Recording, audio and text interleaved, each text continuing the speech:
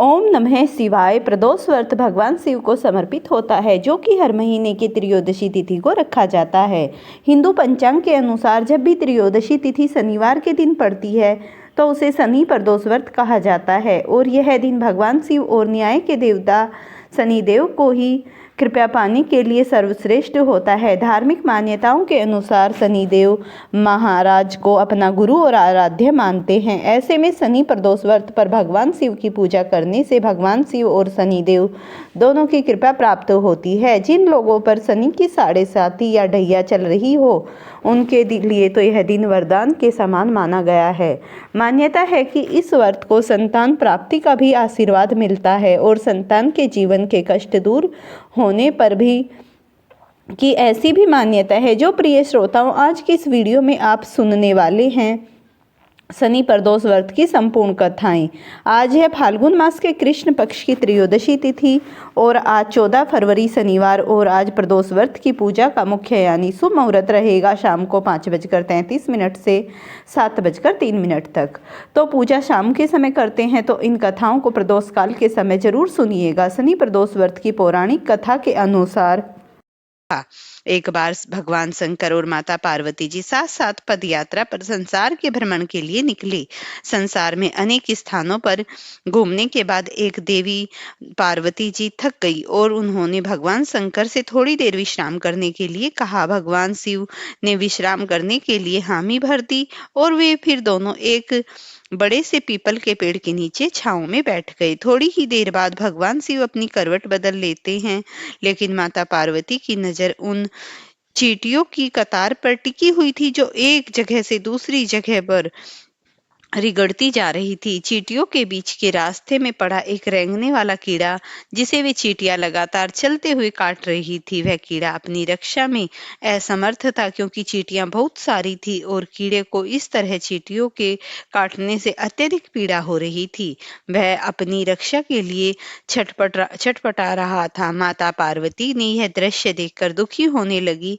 माता कैसे न कैसे करके उस कीड़े की पीड़ा मिटाना चाहती थी, लेकिन खुद में असमर्थ थी। तो माता ने कीड़े को इस समस्या से मुक्ति दिलाने के लिए भगवान शिव से प्रार्थना की। भगवान शिव ने जब खड़े होकर उस कीड़े को देखा तो उन्होंने देवी पार्वती को समझाया कि आप इस पर ध्यान मत दो, यह किसी पीड़ा में नहीं है बल्कि अपने कर्मों का ही फल भोग रहा है। लेकिन माता पार्वती अपने कोमल हृदय से इस कठोर और पीड़ादायी दृश्य को देखकर बहुत दुखी हुई। फिर उन्होंने भगवान शिव से उस कीड़े के बारे में लगातार प्रार्थना की, लेकिन भगवान शिव भी उन्हें यही समझाते रहे कि इस पर ध्यान मत दो, क्योंकि यह अपने कर्मों का फल भोग रहा है और अभी सभी को एक ना एक दिन अपने कर्मों का फल भोगना ही होता है। भगवान शिव ने इस समस्या से मुक्ति दिलाने के लिए माता पार्वती जी से कहा कहीं दूसरे स्थान पर चलने के लिए, ताकि उन्हें ध्यान वहां से हट सके। लेकिन माता पार्वती भी हट पकड़ चुकी थी। वह कहने लगी, कब प्रभु, जब तक इस कीड़े की पीड़ा नहीं मिटेगी मैं यहाँ से कैसे जाऊंगी। अब भगवान शिव को देवी पार्वती जी की हट के आगे मजबूर होकर उस कीड़े की पीड़ा मिटानी पड़ी। भगवान शिव बोले, देवी ठीक है, मैं इसका कष्ट दूर कर रहा हूँ, लेकिन अगर बाद में यह कुछ गड़बड़ हुआ तो मुझे दोष मत देना। भोलेनाथ की बात सुनकर देवी पार्वती जी कहने लगी, ठीक है प्रभु, पहले आप इसका कष्ट तो मिटाइए। फिर भगवान शिव ने अपनी शक्तियों से उस कीड़े को राजा चींटियों की उसकी प्रजा और उसके लिए बहुत ही सुंदर नगरी बना दी, जिसमें राजा का आलीशान महल था। अब यहाँ से उस राजा की वास्तविकता शुरू होती है, जिस कारण उसे एक कीड़े के रूप में पीड़ा मिल रही थी। अब जब सब कुछ बनकर तैयार हो गया तब भगवान शिव ने राजा से पहले जन्म में कीड़ा था उससे कहा कि अरे भाई, अब तू अपना राजपाट संभाल कर यहाँ से चल। लेकिन राजा अपने व्यवहार से बहुत ही घमंडी था और वह एक चरित्रहीन भी था। उसने माता पार्वती को ही सुंदरता पर मोहित होकर उनका ही हाथ पकड़ लिया और भगवान शिव को यह कहकर अपमान किया कि तू एक योगी, वन वन भटकने वाला एक साधारण सा ब्राह्मण, भला तेरे साथ यह सुंदर स्त्री कैसे रह सकती है। अरे इसकी जगह तो महल में है, जिसे मैं अपनी रानी बनाऊंगा। इतनी सुंदर स्त्री एक राजा की रानी ही बन सकती है, न कि एक साधारण से योगी की, जिसे ना अपने आज का पता है और ना अपने कल का। अब मेरी बात सुन और यहाँ से चुपचाप चला जा। यह तो मेरी रानी बनेगी। तब भगवान शिव ने उस राजा को, जो अपने पूर्व जन्म में एक कीड़ा था, समझाने की बहुत कोशिश की। भगवान बोले, यह मेरी पत्नी है, तू अपना राजपाट संभाल, मुझे तो हजारों रूपवती मिल जाएंगी। भगवान शिव ने उसे समझाने का बहुत प्रयास किया, लेकिन वह राजा था कि अपनी ही जिद पर अड़ा रहा। तब भगवान शिव कहने लगे, ठीक है राजा, तुम इसे अपनी रानी बना लो, मैं चलता हूँ। भगवान की यह बात सुनते ही माता पार्वती भगवान शिव के चरणों में गिर गई और बोली, स्वामी, आप मुझे इस दुविधा में छोड़कर अकेले कैसे जा सकते हैं? तब भगवान शिव बोले, देवी, मैंने तो तुमसे पहले ही कहा था कि मैं इसका कष्ट मिटा दूंगा, लेकिन बाद में अगर यह कुछ गड़बड़ करता है तो तुम मुझे इसका दोष मत देना। माता पार्वती जी बोली, हे नाथ, मुझे क्षमा कीजिए, मैं कर्म सिद्धांत को नहीं पहचान सकी, लेकिन अब मैं समझ गई हूँ कि यह घमंडी और चरित्रहीन मानव अपने पिछले जन्म के कर्मों का ही फल भोग रहा था। इस क्रूर मानव ने अवश्य ही अपने जीवन में अत्यंत पाप किए होंगे, जिसका दंड इसे आज इस कीड़े के रूप में भुगतना पड़ रहा था। अब भगवान शिव प्रसन्न हुए कि चाहे देवी पार्वती ने हट करके ही इसका कष्ट मिटाना चाहा, परंतु अब वह कर्म सिद्धांत को तो समझ चुकी थी। फिर भगवान शिव ने अपनी शक्तियों से सारी परिस्थितियां पहले जैसी कर दी। राजा को वही पहले की तरह कीड़ा और प्रजा को पहले की तरह चींटियां बनकर उसके कर्म सिद्धांत को पहले हाल पर छोड़ दिया। अब माता पार्वती जी भी प्रसन्न होकर भगवान शिव के साथ अपने भ्रमण पर पुनः निकल पड़ी। इसी तरह प्राणियों को अपने अच्छे और बुरे कर्मों का फल भुगतना ही पड़ता है। आज नहीं तो कल, कल नहीं तो परसों, इस जन्म में नहीं तो अगले जन्म में भोगना ही होता है। कथा के अनुसार प्राचीन समय में 3 मित्र थे। तीनों ही आपस में घनिष्ठ थे। इन तीनों में एक राजा का, दूसरा ब्राह्मण का और तीसरा सेठ का पुत्र था। राजा और ब्राह्मण के पुत्र को तो विवाह हो चुका था, लेकिन सेठ के पुत्र का गोना भी नहीं हुआ था। एक दिन तीनों मित्र आपस में नारियों पर चर्चा करते हुए ब्राह्मण के पुत्र की प्रशंसा करते हुए कहा कि नारी के बिना तो घर भूतों का डेरा होता है। यह वचन सुनकर सेठ के पुत्र ने अपनी पत्नी को घर लाने का तुरंत निश्चय किया। अब सेठ का पुत्र अपने घर गया और अपने माता पिता को इस बारे में बताया। तब उसके माता पिता ने अपने बेटे को कहा कि बेटा, अभी शुक्र प्रदोष डूबा हुआ है, इन दिनों में बहु बेटियों को उनके घर से विदा कर लाना अशुभ होता है, इसीलिए शुक्रोदय होने से ही तुम अपनी पत्नी को विदा कर ले आना। सेठ का पुत्र अपनी चित पर अड़ा हुआ था। वह पत्नी को लाने ससुराल पहुंच गया। सास ससुर ने भी उसे बहुत मना किया, बहुत समझाने की कोशिश की, किंतु वह नहीं माना। अब वह विवश होकर उसे अपनी कन्या को विदा करना पड़ा। ससुराल से विदा होकर सेठ का पुत्र अपनी पत्नी के साथ नगर के बाहर निकला और बैलगाड़ी का पहिया टूट गया। एक बैल की टांग टूट गई, पत्नी को भी चोट आई। सेठ के पुत्र ने आगे चलने का प्रयास जारी रखा। कुछ दूर आगे बढ़े ही थे तो डाकुओं ने उन्हें घेर लिया और उनका सारा धन लूट लिया। अब किसी तरह सेठ पुत्र अपनी पत्नी के साथ जैसे तैसे रोता हुआ पहुंचा, तभी सांप ने उसे काट लिया। उसके पिता ने वैद्यों को बुलाया। तब उन्होंने कहा कि उनका पुत्र 3 दिन में प्राण त्याग देगा। इसी समय इस घटना का पता ब्राह्मण पुत्र को भी लग गया। तब सेठ ने आकर कहा कि अपनी बहू को अपने पुत्र सहित उसके मायके भिजवा दो। यह सारी बाधाएं इसी के कारण आई हैं। उसका पुत्र शुक्रास्त में पत्नी को विदा कर ले आया है। यदि वह ससुराल पहुंच जाएगा तो बच जाएगा। सेठ को ब्राह्मण पुत्र की बात समझ आ गई। उसने अपने पुत्र और पुत्रवधू को वापस लौटा दिया। वहां पहुंचते ही सेठ पुत्र की हालत ठीक होनी शुरू हो गई और फिर उसे शेष जीवन अपनी पत्नी के साथ सुखपूर्वक बिताया। इसीलिए पति की लंबी उम्र, दाम्पत्य जीवन सुखी बनाने के लिए, सभी मनोकामनाओं को पूर्ण करने के लिए सुख प्रदोष व्रत की कथा पढ़नी और सुननी चाहिए। प्रिय श्रोताओं, अब आपको सुनाते हैं नवग्रह की कथा। ज्योतिष शास्त्रों में नवग्रह को बहुत ही महत्वपूर्ण माना जाता है, क्योंकि इन्हीं ग्रहों की चाल के कारण सभी राशियों के जीवन पर सकारात्मक या नकारात्मक प्रभाव पड़ता है। लेकिन कथा सुनने से पहले आपको नवग्रहों के माता पिता के बारे में पता होना चाहिए। माता पिता कौन है? ज्योतिष विज्ञान में ग्रह और उनकी दशा का विशेष महत्व है।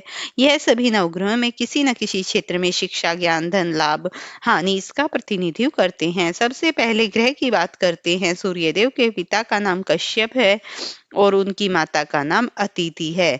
पंच देवताओं में सूर्य देव का विशेष महत्व है। इनकी 2 पत्नियां हैं जिनका नाम संध्या और छाया है। शनिदेव भगवान सूर्य के पुत्र हैं और यमराज और देवी यमुना भी इनकी ही संतान है। दूसरे ग्रह हैं चंद्र। चंद्रदेव महर्षि अत्रि के पुत्र हैं। उनकी माता का नाम है अनसुईया। शास्त्रों के अनुसार चंद्रदेव की 27 पत्नियां हैं जो कि 27 नक्षत्रों का प्रतिनिधित्व करती हैं। चंद्रदेव बुध ग्रह के पिता हैं। तीसरे ग्रह है मंगल। शास्त्रों में बताया गया है कि मंगल देव के पिता भगवान शिव हैं और भूदेवी इनकी माता हैं। मंगल पूरी तरह से ब्रह्मचारी हैं। मांगलिक दोष का संबंध है इन्हीं ग्रह से होता है। चौथे ग्रह हैं बुध। बुध देव के पिता हैं चंद्र और देवी तारा इनकी माता हैं। बुध देव को समस्त वेद और शास्त्रों का ज्ञान देवगुरु बृहस्पति से प्राप्त हुआ था और इनकी पत्नी का नाम था इला। चंद्रवंश में प्रारंभ भी इन्हीं से हुआ था। चौथे ग्रह हैं बृहस्पति। देवगुरु बृहस्पति के पिता महर्षि अंगरस हैं। सुप्रा और इनकी माता का नाम है और इनकी पत्नी का नाम तारा है। महाभारत काल में मुख्य भूमिका निभाने वाले गुरु द्रोणाचार्य इनके पौत्र माने जाते हैं। शास्त्रों में इन देवताओं का नाम ही गुरु है। बताया गया है कि पांचवें ग्रह शुक्र। शुक्र के पिता हैं भृगु ऋषि और काव्य माता हैं। इनकी माता का नाम इन्हें कठिन तप के कारण भगवान शिव से मृत संजीवनी विद्या से प्राप्त हुई थी। इनकी पत्नी का नाम जयंती है जिन्हें देवराज इंद्र की पुत्री के रूप में जाना जाता है। छठे ग्रह हैं शनि। शनिदेव सूर्य भगवान सूर्य के पुत्र और माता छाया के शनि का प्रभाव अपने पिता के गुणों के बिल्कुल विपरीत है। शनि देव कर्मों के अनुसार फल प्रदान करते हैं और इनकी पत्नी का नाम है धामिनी। सातवें ग्रह हैं आठवें ग्रह हैं रूप के राहु और केतु को जाना जाता है जो कि समुद्र मंथन के समय अमृतपान करने के पहले ही स्वरभानु था, जिनके पिता का नाम विप्रचित है और माता का नाम सहींका है। राहु की दो पत्नियां हैं जिनका नाम नागवल्ली और नागकर्णी है। इनका वाहन काले अश्व वाला रथ है। वहीं स्वरभानु दैत्य के धड़ से केतु उत्पन्न हुए थे जिनका वाहन चील है। यह तो था सभी नवग्रह का परिचय। अब आप सुनिए नवग्रह की कहानी। एक बार की बात है, किसी गांव में भाई बहन रहा करते थे। भाई बहन का विवाह हो चुका था। एक दिन भाई अपनी बहन से मिलने के लिए ससुराल जा रहा था तो रास्ते में उसे एक सांप मिला और कहने लगा, मैं तुझे डसूंगा। भाई बोला, हे नाग देवता, मैंने ऐसा कौन सा अपराध कर दिया जो तुम मुझे डसोगे? मैं तो अपने माँ बाप का एक ही पुत्र हूँ, बहन का भाई हूँ। मेरी पत्नी, मेरे बच्चे, मेरा सब इंतजार कर रहे हैं। अब आप मुझे डसना चाहते हो? तब सांप बोला, मैं तुम्हें नवग्रह की दशा लगी है इसीलिए मैं तुम्हें डसूंगा। जब सांप किसी की भी तरह राजी नहीं हुआ तो वह बोला, ठीक है, अपनी बहन के घर जाकर मिल आता हूँ। जब मैं वापस आऊंगा तो मुझे डस लेना। सांप बोला, क्या पता तुम वापस आते रास्ते में आओ या ना आओ, तो मैं तुम्हें अभी डस लूंगा। वह लड़का बोला, ठीक है, तुम ऐसा ही करो। वह इस थैले में बैठ जाओ, मैं अपनी बहन के यहाँ मिलकर वापस आऊंगा तो तुम मुझे डस लेना। उसकी बात मान ली और थैले में लड़के के ऊपर से बेलपत्र से ढक दिया ताकि वह किसी को दिखाई ना दे। फिर वह बहन के घर पहुंचा। बहन उस समय नवग्रह की कहानी कह रही थी। उसने भाई को आया देखकर कहा कि भाई तुम बैठो, मैं पहले नवग्रह की कहानी कह लूं और फिर बैठो। बहन कहानी सुनकर आई। जीवों की, जानवरों की, हाथी की, घोड़े, कुत्ते, बिल्ली, सब की कहानी सुनकर आई। और फिर उसने भाई बहन की, घर के धनी की, बेटी की, जमाई की, देवरानी जेठानी की, सास ससुर की, संग सहेलियों की, ग्रह शांत हो जा, 8 पग आदमी चल, 4 पंग सांप बिच्छू भंवरे आगे चले। ऐसे भाई की कहानी सुनकर बहन खड़ी हो गई और भाई के पास थैले पर रखा देखकर बोली, अरे भाई, थैले में क्या लाए हो? इससे पहले भाई कुछ कहता थैला उठाया और घर के अंदर ले गई। थैला देखकर बोला तो बेलपत्र, केले और संतरे रखे थे। सांप एक चमचमाता हुआ हार बना हुआ था। जब हार पहनकर वह बहन बाहर आई तो गले में चमचमाता हार देखकर भाई बोला, बहन, इतनी कीमती हार तुम कहाँ से लाई हो? बहन बोली, भाई तुम ही तो लाए हो। थैले में केले और संतरे के साथ हार भी तो है। भाई ने सुना और कहा, बहन, मैं तो कुछ भी नहीं लाया। तब बहन बोली, हार नहीं बल्कि मेरी मृत्यु का सामान था। ऐसा कहकर उसकी सारी बात अपनी बहन को बताई और फिर कहने लगा कि बहन, यह तो नवग्रह की कहानी का प्रभाव है। जो है सांप हार बन गया, यह हार तू ही रख ले। कुछ दिनों बाद बहन के घर रहने के बाद जब भाई वापस चलने लगा तो बहन बोली, भाई, तुम्हारे नवग्रह की दशा लगी थी, तुम घर जाकर भाभी से कहना कि नवग्रह की कहानी कहे। ऐसा कहकर उसने अपने भाई को विदा किया। भाई जब अपने घर पहुंचा और पत्नी को बोला कि हमें में नवग्रह की दशा लगी थी, तो उसने नवग्रह की पूजा की, उन्हें जल समर्पित किया, तो घर में सुख शांति छा गई और उसे जीवन दान भी मिल गया। प्रिय भक्तों, अगर आपको ये कथा पसंद आई हो तो इसे लाइक और शेयर करना, चैनल पर नए हैं तो चैनल को सब्सक्राइब करना।